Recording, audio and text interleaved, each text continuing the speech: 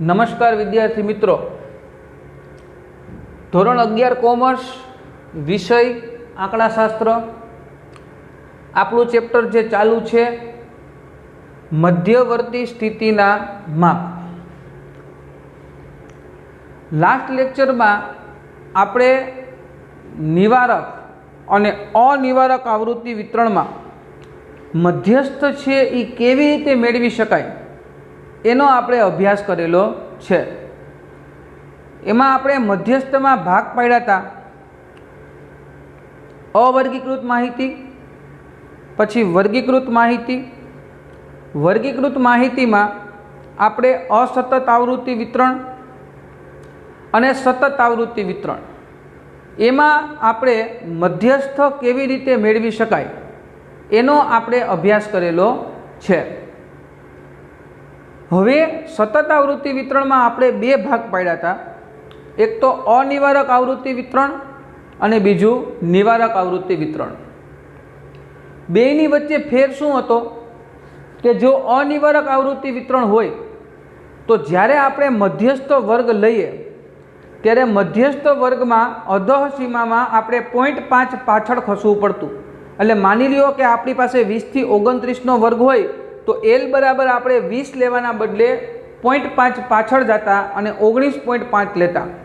ई अनिवारक आवृत्ति वितरण कोने कहेवाय अने निवारक आवृत्ति वितरण छे ई कोने कहेवाय ए दरेक वस्तुनो आपणे तफावत समजी लीधो छे।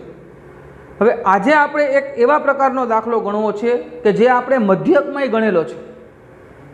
तमने याद होय तो आपणे मध्यकमां असमान वर्ग लंबाई वाळो एक दाखलो गणेलो हतो के जेमां वर्ग लंबाई छे ई सरखी नहोती। तो आजे मारे तमने मध्यस्थमां पण एक एवो दाखलो शीखवाडવો छे के जेमां असमान वर्ग लंबाई होय।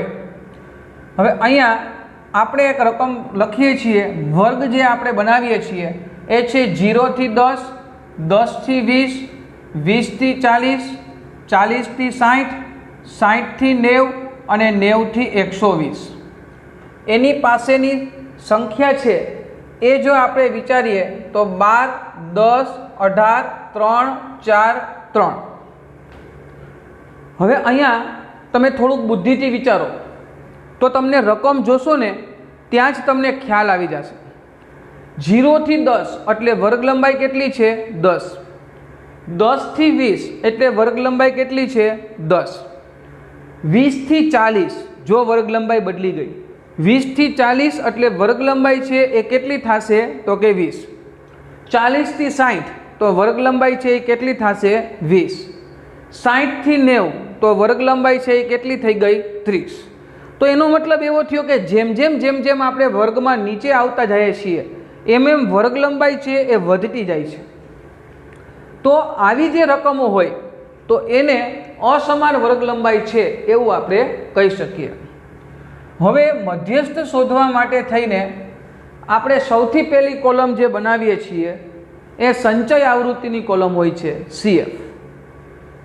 पहेला तो 12 ना 12 एमने 12 मां 10 उमेरीए तो केटला थाय 22 थाय, 22 मां आपणे 18 उमेरीए तो केटला थाय 40, 40 में आपणे 3 उमेरीए तो केटला थाय 43, 43 में आपणे 4 उमेरीए तो केटला थाय 47, 47 में आपणे 3 उमेरीए एटले केटला थई जाय 50। मैं तमने लास्ट लेक्चर में पण शीखवाडेलुं हतुं के संचय आवृत्ति CF छे एनो जे छेल्लो आंकड़ो छे ए ज तमारो आवृत्तिनो सरवाळो n बराबर 50 थाय छे। एमां क्यारेय कोई दाखलामां कोई प्रकारनो फेरफार थशे नहीं। तमारे चेक करवो होय तो सरवाळो तमे चेक करी शको छो। 2 ने 8 10, 10 ने 3 13, 13 ने 4 17, 17 ने 3 20 નું શૂન્ય વિદા પડી 2, 2 ने 1 3 ने 1 4 ने 1 5 50। કેલ્ક્યુલેટરનો ઉપયોગ આપણે કરી લેવાનો જ્યાં ક્યાંય પણ આપણને શંકા જાય કે કદાચ આપણો સરવાળો કે બાદબાકી કે ગુણાકાર કે ભાગાકાર ક્યાંય પણ ખોટું હોય એવું લાગે તો તરત જ કેલ્ક્યુલેટરનો ઉપયોગ કરી લેવાનો, એમાં સંકોચ રાખવાનો નથી। હવે સૌથી પહેલાં તો સતત આવૃત્તિ વિતરણ છે એટલે મધ્યસ્થ શોધવા માટે થઈને આપણે n/2 નું સૂત્ર મૂકશું. n/2 એટલે 50/2 એટલે 25મું અવલોકન CF માં જોતા. CF એટલે આપણી સંચય આવૃત્તિ. આપણે કેટલામું અવલોકન જોઈએ છીએ? 25મું અવલોકન છે એ આપણે જોઈએ છીએ. તો વિચારીએ તો 25મું અવલોકન છે એ 12માં સમાવેશ થાય તો કે ન થાય, 22માં સમાવેશ થાય તો કે ન થાય, 40માં સમાવેશ થાય તો કે હા. તો એનો મતલબ એવો થયો કે તમારો જે મધ્યસ્થ વર્ગ છે એ મધ્યસ્થ વર્ગ છે એ 20 થી 40નો થશે. હવે આ મધ્યસ્થ વર્ગ છે એ આપણને મળી જાય પછી આપણે દરેક સંખ્યાઓની સંજ્ઞાઓની તારવણી કરીએ છીએ. સૌથી પહેલાં તો આપણે ગોતીએ છીએ L. L એટલે મધ્યસ્થ વર્ગની અધઃસીમા. જે મધ્યસ્થ વર્ગ આપણે આવ્યો હોય એની આપણે અધઃસીમા છે એને ધ્યાનમાં લઈને આગળ વધીએ છીએ. વિચારો તો આપણો મધ્યસ્થ વર્ગ છે એ 20 થી 40નો આવ્યો છે એટલે અધઃસીમા L બરાબર 20. પણ જુઓ અહીંયા 20 છે અને 20 થી જ શરૂઆત થાય છે એટલે આ નિવારક આવૃત્તિ વિતરણ છે એટલે 0.5 પાછળ ખસવાની પ્રોસિજર કરવાની જરૂરિયાત રહેતી નથી. એવું ક્યારે કરવું પડે કે જ્યારે અનિવારક આવૃત્તિ વિતરણ હોય તો જ આપણે આ કરવું પડે છે, બાકી આપણે 0.5 પાછળ ખસવાની જરૂરિયાત રહેતી નથી. તો અત્યારે આપણી પાસે નિવારક આવૃત્તિ વિતરણ છે. આપણી અધઃસીમા જે છે એ કેટલી થાય છે તો કે 20 થાય છે એટલે L બરાબર આપણે કેટલા લઈને આગળ વધશું? 20. પછી CF એટલે કે સંચય આવૃત્તિ. કોની? તો કે મધ્યસ્થ વર્ગની ઉપરની સંચય આવૃત્તિ. આ મધ્યસ્થ વર્ગ છે એની ઉપરની સંચય આવૃત્તિ એટલે 22. F એટલે મધ્યસ્થ વર્ગની આવૃત્તિ. મધ્યસ્થ વર્ગ 20 થી 40 છે એની આવૃત્તિ છે એ કેટલી થશે તો કે 18. અને આપણે C બરાબર વર્ગ લંબાઈ 20 થી 40નો વર્ગ છે એટલે આપણે વર્ગ લંબાઈ જે છે એ 20 આવશે. આપણે મધ્યસ્થનું સૂત્ર મૂકીએ L plus n/2 minus CF/F ગુણ્યા C.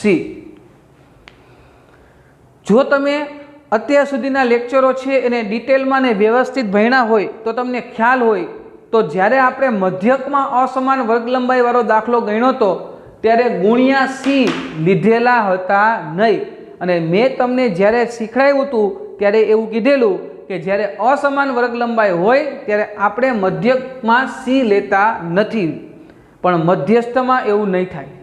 કારણ કે મધ્યક છે એને બધાય વર્ગમાં સમાવેશ કરીને ધ્યાનમાં લઈને આગળ વધવાનું હોય છે, જ્યારે મધ્યસ્થને ફક્ત પોતાનો જે વર્ગ છે એટલા પૂરતું જ સીમિત રહેવાનું છે. એટલે આ ભૂલ થાય નહીં, કન્ફ્યુઝન. જ્યારે તમે મધ્યક શોધતા હો અને અસમાન વર્ગ લંબાઈ હોય ત્યારે ગુણ્યા C નહીં આવે, પણ તમે મધ્યસ્થ ગોતતા હો કે આના પછીની મેથડ છે ચતુર્થક, દશાંશક અને શતાંશક, કોઈ પણ તમે શોધતા હો ત્યારે અસમાન વર્ગ લંબાઈ હોય તો પણ તમારે ગુણ્યા C એટલે કે વર્ગ લંબાઈ છે એ તમારે લખવી પડે.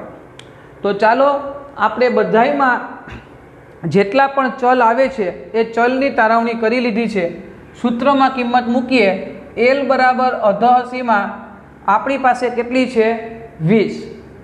n ની કિંમત આપણી પાસે છે 50/2 થશે, માઇનસ CF છે એ 22 થશે, F છે એ 18 થશે અને વર્ગ લંબાઈ છે એ ગુણ્યા 20 લેશું. હવે 20 પ્લસ 50/2 એટલે કેટલા થશે? 25. બરાબર છે. માઇનસ 22/22 એમને એમ રાખીએ, છેદમાં 18 20 એમનેમ રાખીએ.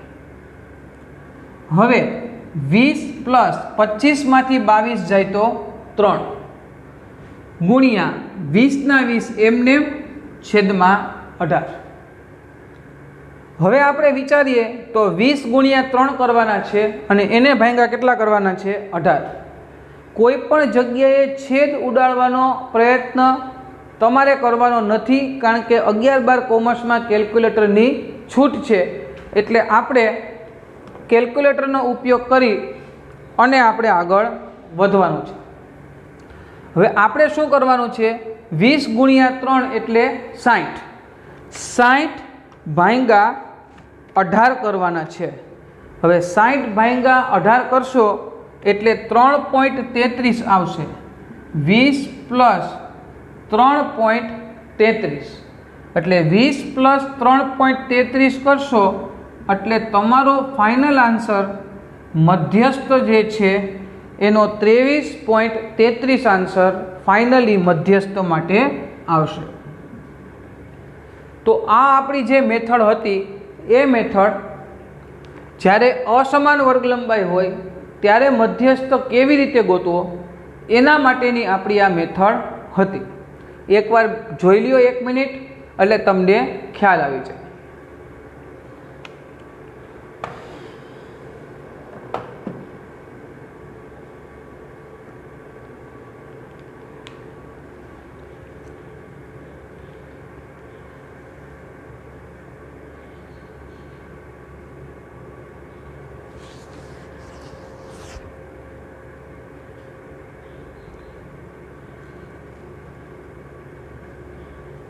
જોઈ લીધું વ્યવસ્થિત?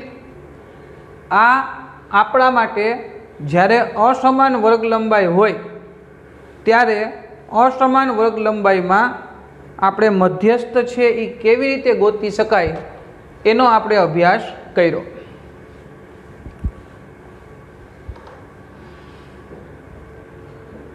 એક દાખલો હું તમને અહીંયા બોર્ડ ઉપર રકમ લખી દઉં છું.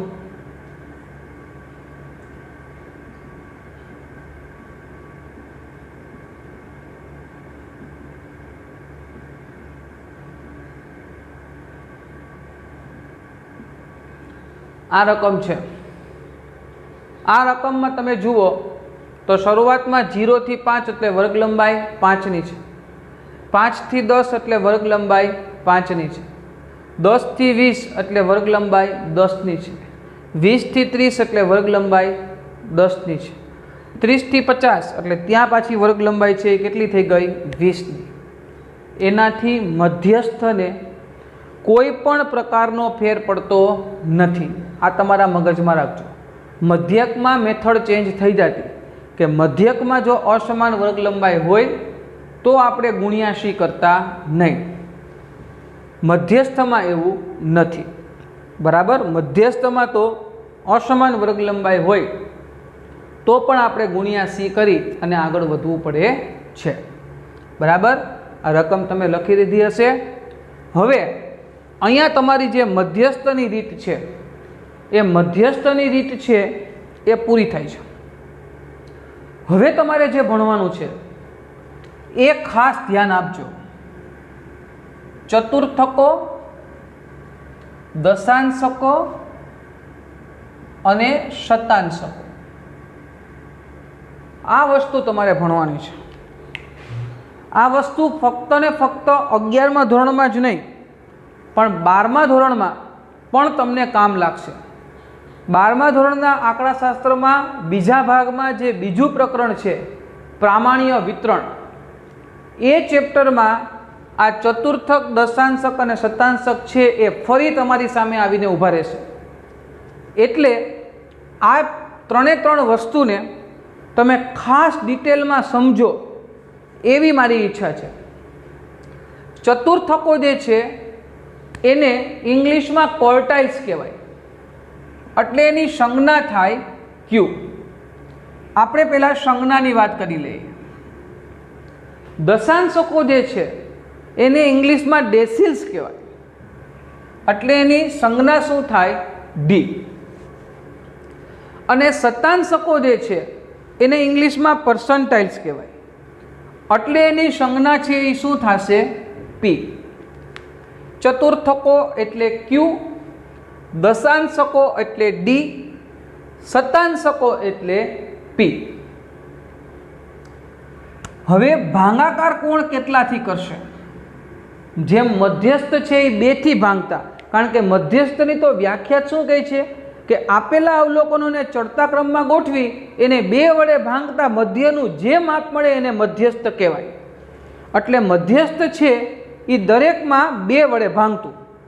n+1/2 લખતા અને n/2 લખતા, કારણ કે મધ્યસ્થનું કામ 2 વડે ભાગાકાર કરવાનું હતું. તો આ લોકો પણ કોઈને ને કોઈ સંખ્યા વડે ભાંગતા હશે ને. હવે અહીંયા બુદ્ધિથી વિચારવાનું છે. આનું નામ શું છે? ચતુર્થકો. એટલે એ કેટલાથી ભાંગશે? 4થી. આ દશાંશકો છે એટલે એ કેટલાથી ભાંગશે? 10થી. અને આ શતાંશકો છે એટલે એ કેટલાથી ભાંગશે? 100થી. ચતુર્થક 4થી ભાંગે, દશાંશક 10થી ભાંગે અને શતાંશક છે એ કેટલાથી ભાંગશે? 100થી. હવે આની સંખ્યા કેટલી? તો કે ચતુર્થકોની સંખ્યા 3 હોય છે, Q1 થી માંડીને Q3 સુધી. દશાંશકોની સંખ્યા છે એ કેટલી હોય?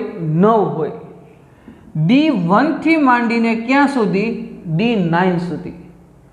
અને શતાંશકોની જે સંખ્યા છે એ 99 હોય છે, અને એ P1 થી માંડીને ક્યાં સુધી હોઈ શકે? P99 સુધી.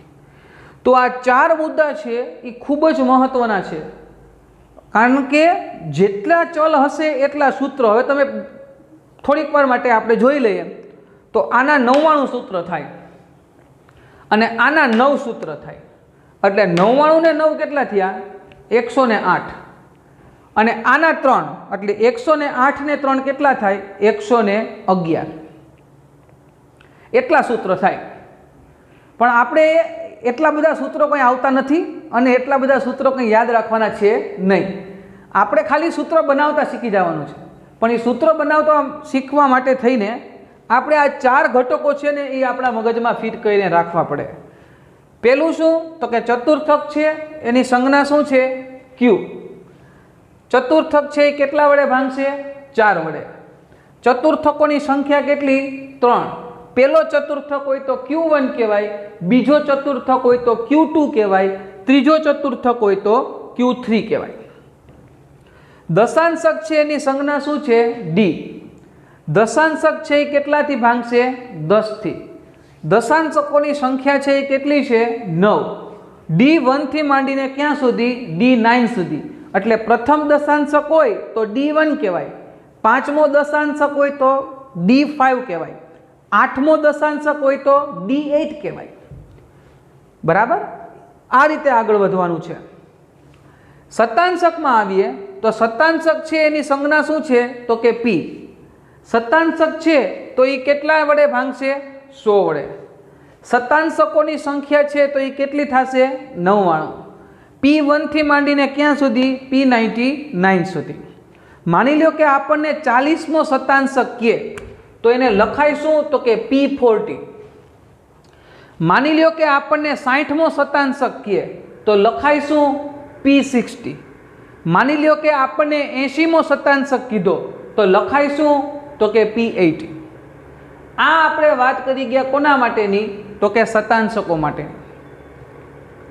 હવે દશાંશકમાં વિચારીએ, આપણને ત્રીજો દશાંશક કીધો છે તો દશાંશક એટલે D, ત્રીજો એટલે 3. આપણને 7મો દશાંશક કહે, દશાંશક એટલે D, 7મો એટલે કેટલા થાય? 7. આપણને પેલો ચતુર્થક કહે, ચતુર્થક એટલે Q, પેલો એટલે 1. આપણને ત્રીજો ચતુર્થક કહે, ચતુર્થક એટલે Q, ત્રીજો એટલે 3. આવી રીતે સૂત્રો આપણે આપણી રીતે બનાવી શકીએ. આ તો મેં તમને સંજ્ઞા લખતા શીખડાવી. આવી જ રીતે તમે સૂત્રો તમારી મેરે બનાવી શકશો. પણ એના માટે જે પાયાની વસ્તુ છે એ પાયાની વસ્તુ આ 4 તબક્કાઓ છે એ મેં તમને શીખડાવી દીધા. એ આ 4 તબક્કાઓ છે એ તમારે તમારા મગજમાં ફિટ કરીને રાખવાના છે. જો આ 4 તબક્કાને તમે વ્યવસ્થિત અનુસરશો તો આ ચતુર્થક, દશાંશક ને શતાંશક છે એ મધ્યક અને મધ્યસ્થની જેમ ખૂબ જ સહેલું છે. બરાબર છે? તો આપણે આ ચારેય વસ્તુ છે એ તમે વ્યવસ્થિત રીતે યાદ રાખી લેજો. હવે પછીના લેક્ચરમાં હું તમને આ ચારેય વસ્તુના સૂત્રો બનાવતા શીખડાવી દઈશ. તમે તમારી મેરેજ બનાવશો ગેરંટી, કારણ કે તમને સંજ્ઞા તો આવડી ગઈ, તો હવે તો કંઈ કરવાનું રહેતું નથી. કોણ કોના વડે ભાંગે એ તમને ખબર જ છે. રેડી? તો નેક્સ્ટ લેક્ચરમાં આપણે આના સૂત્રો બનાવશું અને આપણે દાખલાઓ પણ આના ગણશું. રેડી? પણ નેક્સ્ટ લેક્ચરની અંદર.